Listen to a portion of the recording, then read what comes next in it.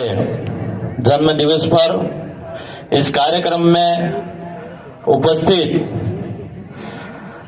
जाडौल फलजिया और कोटड़ा से तमाम कार्यकर्ता एवं माता बहनें, आप सब लोग मिलके इस जन्म दिवस पे आए और इस परिवार ने ये कार्यक्रम रखा जो जगदीश भाई मन्नारा को अमर रखने के लिए, जगदीश भाई मन्नारा के नाम को आगे बढ़ाने के लिए इस कार्यक्रम को रखा सब मिलने। इसके लिए मेरी ओर से खूब खूब धन्यवाद जोहार करना चाहूंगा। मेरे से पहले पूरे वक्त काफी सारे जगदीश भाई मन्नारा के जीवनी के बारे में बोले और कुछ बातें मैं भी बोलूंगा। जगदीश भाई मन्नारा जो हमारा साथी थे, एक क्रांतिकारी थे और उनका और हमारा मिलना लास्ट डूंगरपुर में एक कार्यक्रम था जो कांति भाई आदिवासी यहां से बोल के गए। उनका गांव इंदौरा था, वहां लास्ट मुलाकात हुई थी हमारी और उन्होंने इसके बाद दोबारा हमारी मुलाकात नहीं हुई। जगदीश भाई मन्नारा कोई एक मामूली इंसान नहीं था, वो बहुत बड़ा क्रांतिकारी था और वो व्यक्ति, मैं तो ये कहना चाहूंगा कि 9 मार्च को अगर इसने जन्म लिया था इस धरती पे, जाडौल की धरती पे, तो शायद आपके ये दबी कुचली आवाज को उठाने के लिए इसने जन्म लिया था, ऐसा लगा मुझे। और वो भाई अपने बीच में नहीं रहा। इस भाई ने जो जितनी भी समाज सेवा के अंदर उम्र निकाली वो तन मन और धन के साथ निकाली। उस भाई ने चाहे सुबह उठता, दिन में कहीं घूमता, रात को सोता, तब समाज चारों तरफ से दिखता था। वो बात मैं इसलिए आपको याद दिलाना चाहूंगा कि जब भी मैं जगदीश भाई को सोशल मीडिया से देखता, कई कार्यक्रम में देखता, तो हमेशा वो समाज के हित में, संघर्ष के हित में चलता। चाहे वो आपके बच्चों की शिक्षा को लेके हो, चाहे अपने इस एरिया के इस जल जंगल जमीन की हक अधिकार की बात हो, हमेशा वो आदमी जाडौल और फलाजा और कोटड़ा में एक्टिव रहता था। और यहाँ की आवाज और डूंगरपुर की और उदयपुर बांसवाड़ा की आवाज एक कराने के लिए, इन तमाम कार्यकर्ताओं को एक करने के लिए वो अलग अलग कार्यक्रम में जाता था और वहां से आवाज लाके आपके बीच में रखता था और आपको जगाने का काम कर रहा था। लेकिन बड़ी दुख की बात ये होती है कभी कभार कि जब आज मन्नारा जगदीश भाई नहीं रहे, लेकिन मन्नारा जगदीश भाई के बीच में उन्हीं परिवार से, उन्हीं खून से कोई आदमी एक दूसरा फिर आपकी आवाज बढ़ने के लिए आया था। लेकिन हमारा समाज उस मन्नारा भाई की आवाज भूल गए और कहीं न कहीं हमारी एकता नहीं दिखी। तो आज यहां हम लोग मासूम बन के बैठे हुए हैं। आपके जल जंगल जमीन के हक अधिकार की आवाज उठाने वाले तो है, लेकिन जो भारत के संविधान के आधार पे जो विधानसभा बनी हुई है, इस सदन के अंदर आपकी आवाज रखने वाला व्यक्ति नहीं है। आज मैं आपके सामने विधायक हूं। आज मैं आजपुर विधानसभा की जनताओं को धन्यवाद देना चाहूंगा कि उन लोगों ने मुझे विधायक बना के जिता के जयपुर भेजा, तब जाके मैं आजपुर विधानसभा की आवाज को वहां पे बुलंद कर सकता हूं। और आज मैंने हर हमेशा आम जनता गरीबों की आवाज उठाई, शिक्षा स्वास्थ्य की आवाज उठाई, जल जंगल जमीन की आवाज उठाई। हमारे पढ़ने वाले बच्चे हैं, उनकी छात्रवृत्ति नहीं आई है 2.5-3 साल के लिए, उनकी आवाज उठाई। हमारा बेणेश्वर महाकुंभ जो है वो आज तक हमारे आदिवासियों की जमीन वहां पे कोई सुरक्षित नहीं हुई, उसके लिए आवाज उठाई। वो तभी आवाज उठा पाए जब जनता ने जिता के भेजा तब। मैं आपको इसलिए याद दिलाना चाह रहा हूं यहाँ पे कि ये जाडौल विधानसभा के अंदर सबसे ज्यादा गरीब निवास करते हैं। और इस जाडौल में मेरे कई सारे साथी हैं जो आज टीचर है, कोई सचिव है, तो यहाँ पे नौकरी करते हैं। वो बताते हैं कि जाडौल के अंदर हम नौकरी करते हैं, हम उस परिवार को देखते हैं तो बहुत बड़ा दुख होता है हमको। लोगों को खाने का, रात को किस तरह से खाना खाए ऐसी कंडीशन भी कई परिवार बताते हैं। ये हमारे साथी वहां पे ऐसी कंडीशन में हमारा परिवार यहाँ जीवन यापन कर रहा है। और यहाँ पे जितने पहाड़ी इलाका दिखता है, ये पहाड़ी इलाका मैं समझ रहा हूं आज भी तुम्हारे पास सुरक्षित नहीं है। आप लोग, आपके ये जो पहाड़ दिख रहे हैं, जो जंगल दिख रहे हैं, आज भी आपके पास सुरक्षित नहीं होंगे।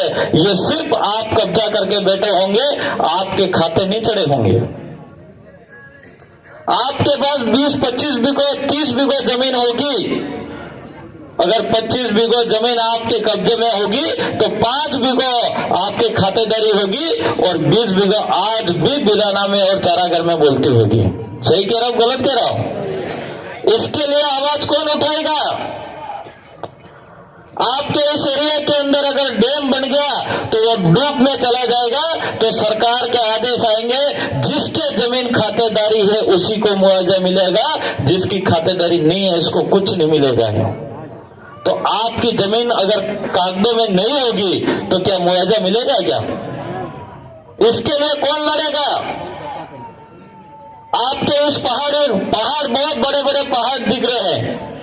इस पहाड़ में सोना भी निकल सकता है, कोयला भी निकल सकता है। ये पहाड़ बहुत सुंदर पहाड़ है। उस पहाड़ों में अपने घर है और इस घर है और अपना कब्जा है, बाप दादा डोकरों ने कर रखा है और हम भी आज तक हमारे पास है, लेकिन हमारे नाम से नहीं चढ़ा है। और गवर्नमेंट अगर यहाँ पे इस पहाड़ में जो सोना है, कोयला है, उसको निकालने के लिए आएगा और वो आदेश करेगा और कहेगी गवर्नमेंट, अगर आपके खाते है तो मुआवजा मिलेगा, नहीं खाते में है तो कुछ नहीं मिलेगा। सही कह रहा हूं, गलत कह रहा हूं?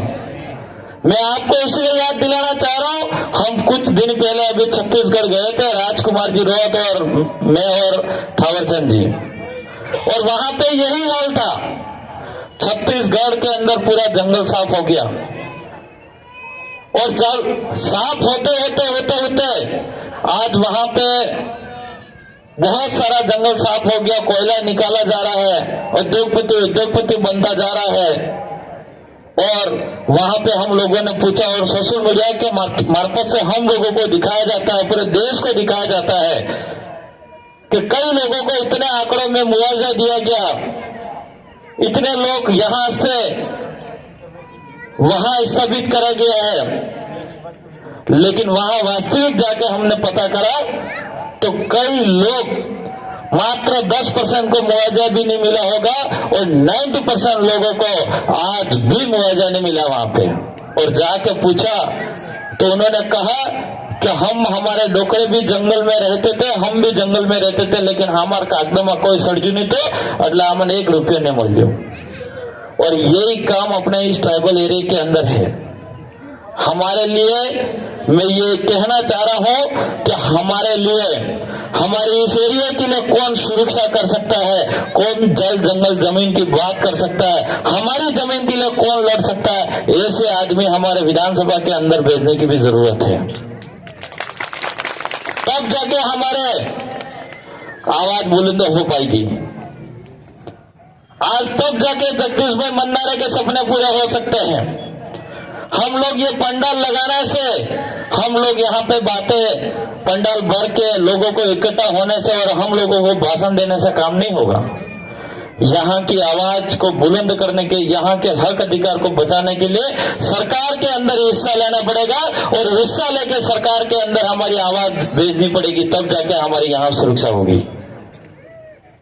आज अभी कुछ दिन बाद फिर चुनाव है, जो लोकसभा का चुनाव है, और सबसे ज्यादा अगर अटैक हो रहा है तो मेरा मानना है देश का प्रधानमंत्री नरेंद्र मोदी आदिवासियों पे अटैक कर रहे हैं।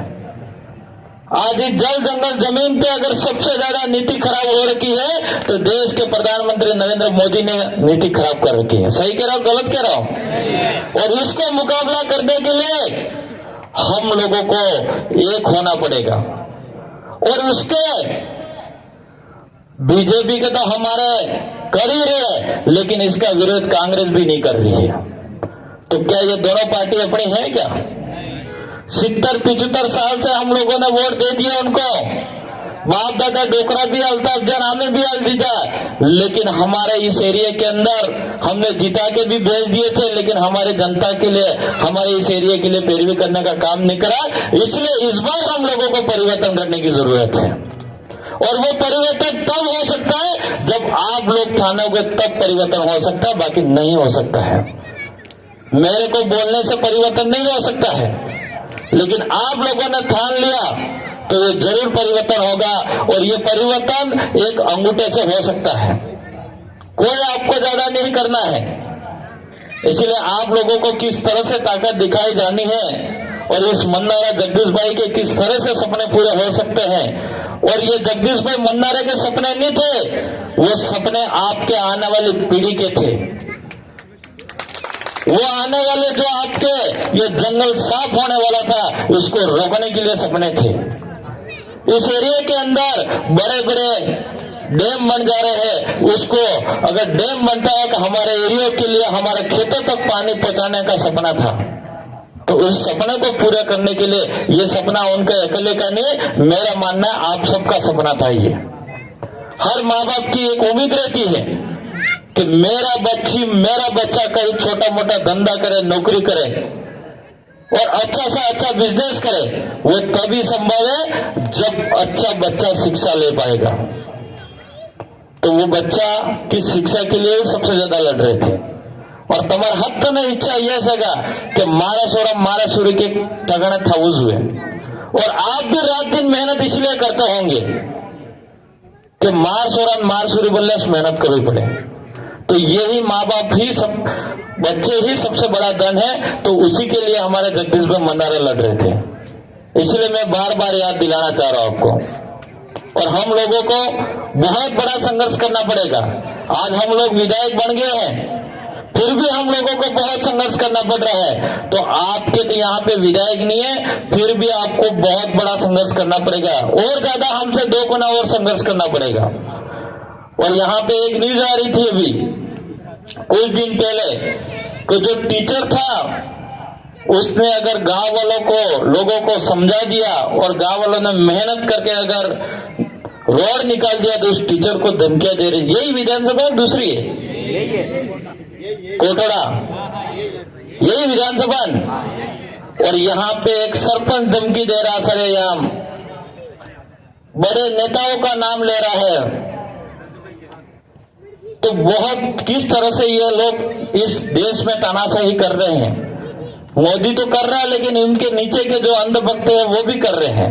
उन लोगों को जब वोट लेने के लिए आते हैं तब आप आदिवासी दिखते हो, तब ये लोग हाथ जोड़ के कहते हैं रोड बना देंगे, तब कहते हैं कि आपके स्कूल के अंदर स्टाफ फुल कर देंगे, तब वोट लेने आते हैं तब कहते हैं कि हम आपके एरिया के अंदर अच्छी सुविधा करेंगे। लेकिन जीतने के बाद, मंत्री बनने के बाद सब भूल जाते हैं। और आपके अगर खुद के पैसे से भी अगर कर दिया और सोशल मीडिया में भी दिखा दिया तो आपको दबाया जाता है। ऐसा ही हो रहा है। तो आप लोगों को परिवर्तन करना है और आप किस तरह से परिवर्तन कर सकते हो वो आपके पास डिपेंड करेगा। इसलिए आप लोगों ने मेरी बात को सुना, इसके लिए खूब खूब धन्यवाद।